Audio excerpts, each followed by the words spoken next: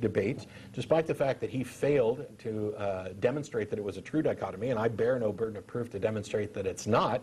I'm going to demonstrate that it's not anyway. In part, I've already done this, showing that it's not exhaustive and that it's contingent. But the other aspect of this is, well, actually, that is the demonstration. I kind of got ahead of myself there. That the true dichotomy is physical, not physical. The conceptual is, in fact, not physical, but it's contingent upon the physical, and conceptual isn't the only thing that is not physical. And I don't want to confuse people too much here, so let me speed this along. Third option words, there were a number of suggestions. Intrinsic was a good one that came in, but there was one word that was already agreed upon within the scope of the debate. Its application was agreed upon, its definition was agreed upon, it's right there in the name of his argument. It was already listed as an attribute of these logical absolutes, and that word is transcendent. In that case, physical, conceptual, your third option is transcendent, if you're happy with that. I don't think we necessarily need the label to demonstrate that neither was still a good option. But transcendental, transcendent, if you like that, intrinsic. The important thing is that these things are simply true. They don't exist in any sense like of reality. They're not physical, and I would argue that they're not conceptual. They are just true. They are tautologies, which is the foundation of logic. Every logical argument is just an attempt to build the equivalent of a tautology. It's like a regressive system to A equals A. A doesn't equal not A.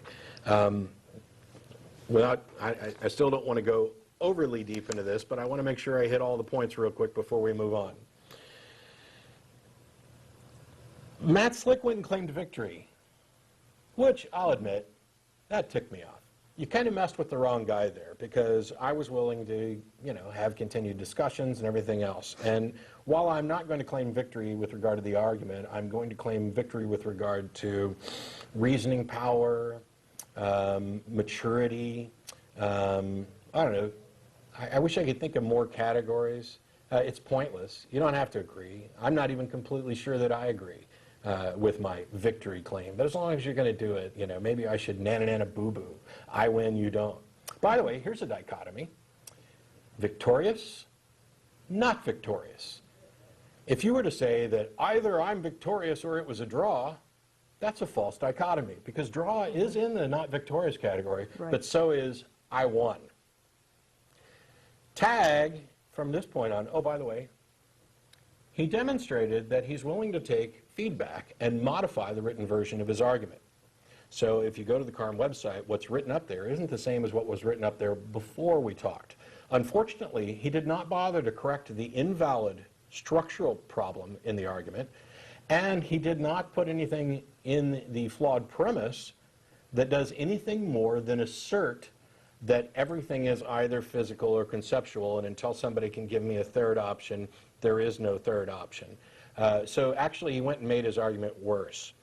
So you're welcome to call back in, Mr. Slick, and you're welcome to present other arguments for the existence of God, although I'm not quite sure why you'd bother. If you brought your A game the first time and failed, I don't know why the B or C game should expect any different results. But you're welcome to do that. However, you're not welcome to discuss tag on the show ever again until you meet one of all of the following conditions. Number one, you retract your victory claim, just because I'm going to be just as petty as you are.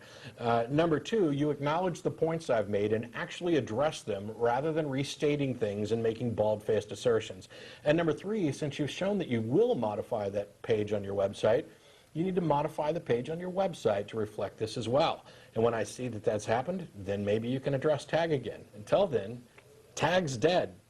Claiming you win doesn't make it so. And to borrow from a line, one of my favorite lines from one of my favorite shows, I can demonstrate it. Look, I'm surrounded by naked cheerleaders. Saying something doesn't make it true. Oh, and if anybody doubts that Matt Slick is actually conflicted and actually agrees with me, on the one hand, he's claiming that physical conceptual is a true dichotomy. And yet when someone asked him, which of those two categories is God in? You know what Slick's answer was? Neither. Really? Yeah, really. He said neither. And then he said God's spiritual. Okay?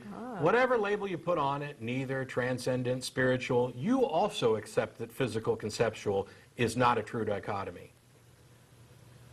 Checkmate! We can